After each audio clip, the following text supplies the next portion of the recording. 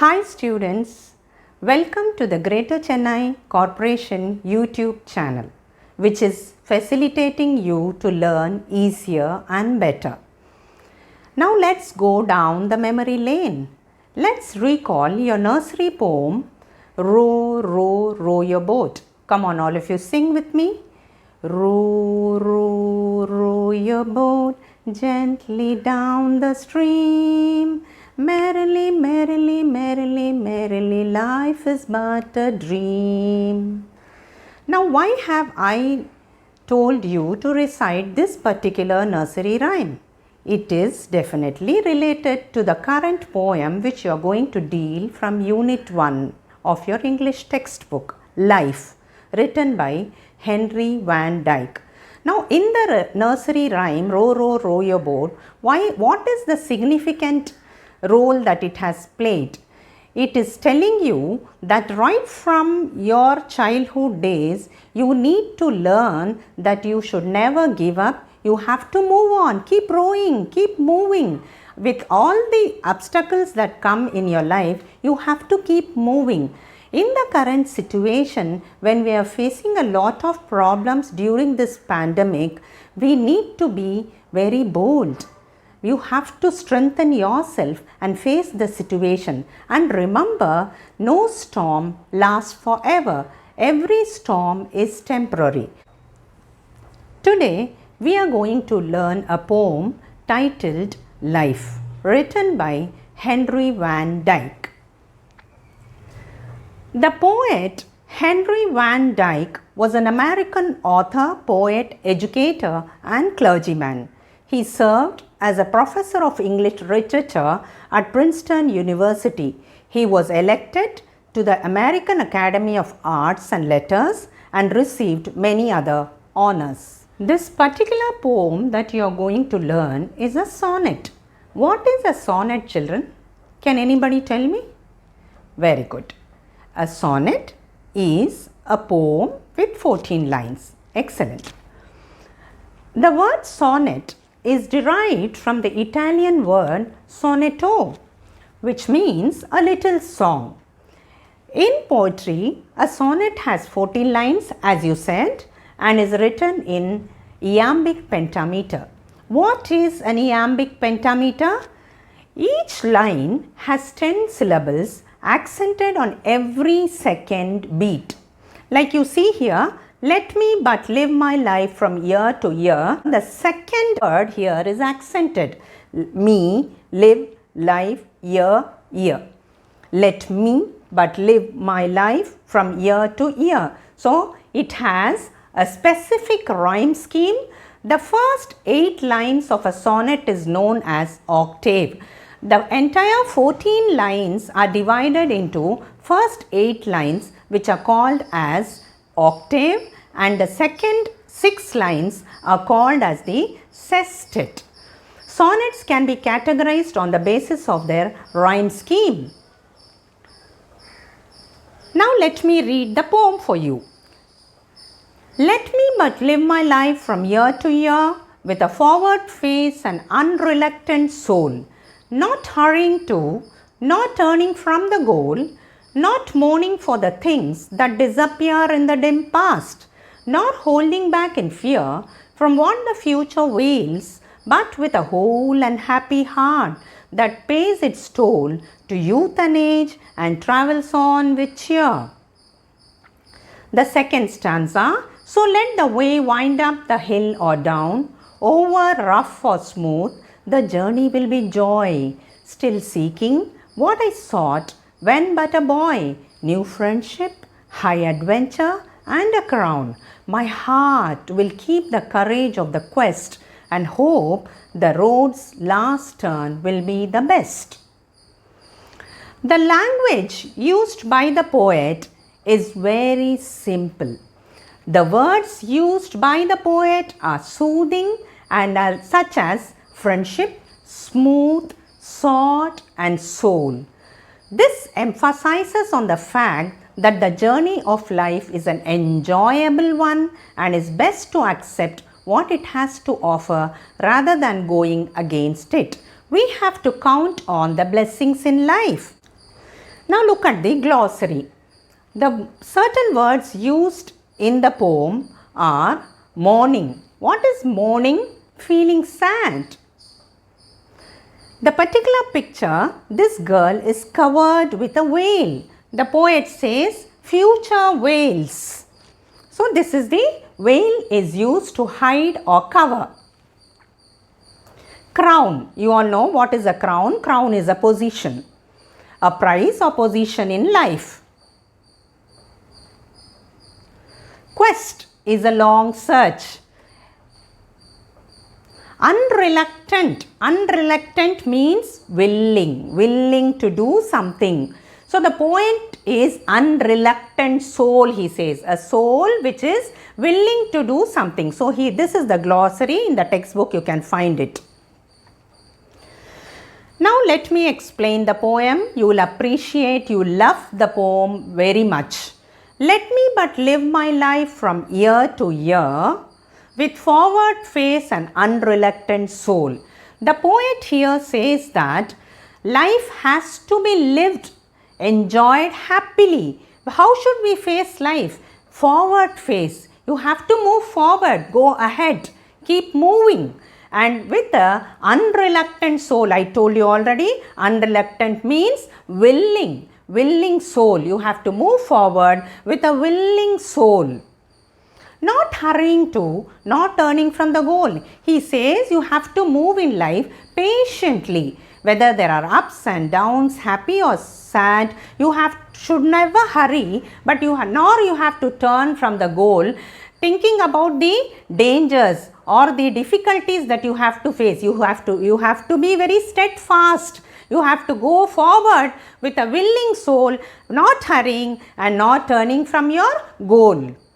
Not mourning for the things that disappear in the dim past. You should never mourn, you should never cry for what has happened in the past. What is past is already gone. You should dim past. Dim past means you will have faced lot of difficulties. The past you would have lost so many things. So you should never look behind and mourn for the past, nor you have to hold back in fear. You should not be afraid of what the future veils. I showed you a picture of a girl covering herself. That is, we don't know, none of us know what is going to happen in our future. The future is covered, concealed. We do not know. So neither should you think about your past, dim past and mourn, nor you should stay back thinking about what the future will bring forth for you. But you have to move on in life with a whole and happy heart. How should you move on in life? You have to lead a joyous life. Okay, you have to be very happy, cheerful, live the present situation. So, but with a whole and happy heart that pays its toll. Pays its toll means you have to accomplish your duties. Pay your duties, responsibilities in life during your youth and in your age, and travel on with cheer. How should you travel the journey of life? You have to travel it with a cheer, with a lot of energy, with a lot of enthusiasm and zeal. So this is the next stanza.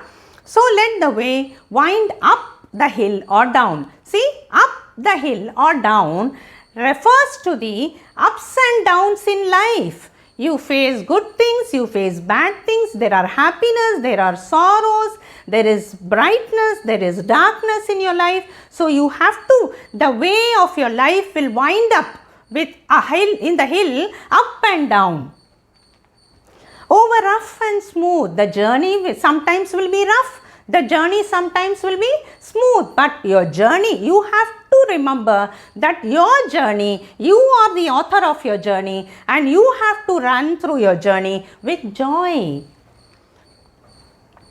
Still seeking. You have to keep seeking. You shouldn't stop. Nothing should stop you. You have to be very adventurous. You have to pursue your goals. You have to go through all the difficulties. Bear with patiently. Do not hurry. Remember, it's an advice given by the poet. It's an experience given by the poet. He says that seeking what I sought when but a boy. As a boy, what do you feel? We feel that you have to achieve a lot in life. You have a lot of dreams in your life. What are the dreams? New friendship. You always dream about having new friends in your life. You have high adventures to be done. And after doing all that, what is it that you expect? You expect a crown. A crown means a position in life. You expect a lot of fame. So move on with determination in life. My heart will keep the courage of the quest. How should your heart be? The poet says, keep your heart open, always searching in quest with a lot of courage. And hope, your hope should be bright, light, full of light, that the road's last turn will be the best. You have to be very optimistic. You have to be very positive that the life's last turn will be the best. Students, now that you have learned the poem thoroughly, it is very important for you to learn and appreciate the beauty of the poem. The poem is rich with a lot of figures of speech. Now let's look at this. Just look at the last words of the poem. Ear, soul, goal, disappear. When you take these 4 lines, ear and disappear rhyme with each other. Soul and goal rhyme with each other. The next 4 lines, fear, cheer. The first line and this last line rhyme with each other. Similarly, whole and told rhyme with each other. Now let's look at the rhyme scheme. What you saw now is the rhyming words. Now you look at the rhyme scheme. The rhyming word, first ear and disappear, have to be written as A, small a, first line A, fourth line is A, the second line is B, small b, the third line is also B. So for these 4 lines, you will write the rhyme scheme as A, B, B, A. Similarly, for the next 4 lines, you see, fear and cheer, whole and told, as we just saw, are the rhyming words. So the rhyme scheme will also be fear as A, cheer also A, whole and told B, B. So A, B, B, A will be the rhyme scheme. So goes on with the entire poem, which you will learn later. Now, as I told you in the beginning itself, this particular poem is a sonnet. So a sonnet has 14 lines. The first 8 lines are called octave and the last 6 lines are called sestet. And what is a couplet? A couplet is 2 lines joined by a rhyme is called as a couplet. Now look at this example. With forward face and unreluctant soul, soul and goal rhyme together is called a couplet. 2 lines together when they rhyme is called a couplet. Even in the example given here, this line and this line, quest and best are example of couplet. They rhyme together. Quest, best, soul, goal. The next figure of speech we'll be seeing here is a simile. What is a simile? A simile is a direct comparison using the words like and as, whereas metaphor is an indirect comparison. We have a metaphor in this poem. Here, in the dim past, nor holding back in fear is an example of metaphor. Here the poet compares indirectly dim past. The next figure of speech that you will be looking into is contrast. Contrast is nothing but a comparison between 2 people or 2 things that shows differences between them. Look at this example given to youth and age. See, youth and age is a contrast. 2 opposite things, youth and age. And here, up and down. Here see, up the hill or down. So, up and down, 2 opposites. It's an example of contrast. And here in this line, rough and smooth. So, rough and smooth are contrast. So, you see 3 examples of contrast in this particular poem, youth and age, up and down, rough and smooth. You will be asked, these questions have to be given importance because in question number 35 of your question paper, these questions will be asked for 1 mark each. Suppose they give you this line, if you write it is an example of contrast, you will get 1 mark easily.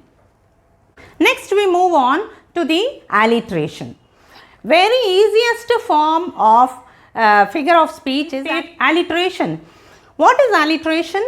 Alliteration is a stylistic device in which a number of words having the same first consonant sound occur close together in a series. See these lines? With forward face and unreluctant soul. See, same consonant letter is repeated. F, F. Forward face. And in the next line you see happy heart. H, ha sound is repeated. Happy heart. You can underline it. You can underline F and F, H and H. Now in the third line here you see still, seeking, sought, yes, yes, yes, and one more thing, one more example, what and when. W, W. These can be underlined. This is an example of alliteration. The next figure of speech that we are going to see is anaphora. What is an anaphora? Anaphora is the repetition of a word or phrase at the beginning of clauses. Look at this example. Let me but live like in this, these two lines are an example of anaphora. Not is repeated. In the beginning of the line, the poet repeats not hurrying to, not mourning for. So it is repetition as you saw here. The next is personification. What is personification? Personification is when you give human qualities and human characteristics to an object or animal or an idea.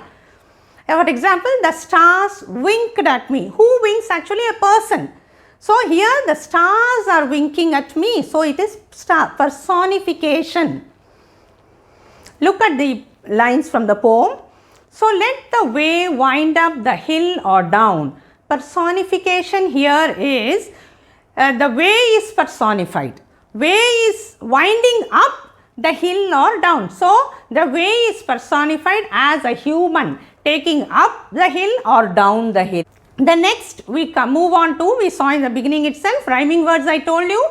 Ear, disappear, soul and goal. The same sound is repeated. Ear, disappear, soul, goal. So rhyming words. And now we move on to the rhyme scheme. As I told you, it has to be written in the small a.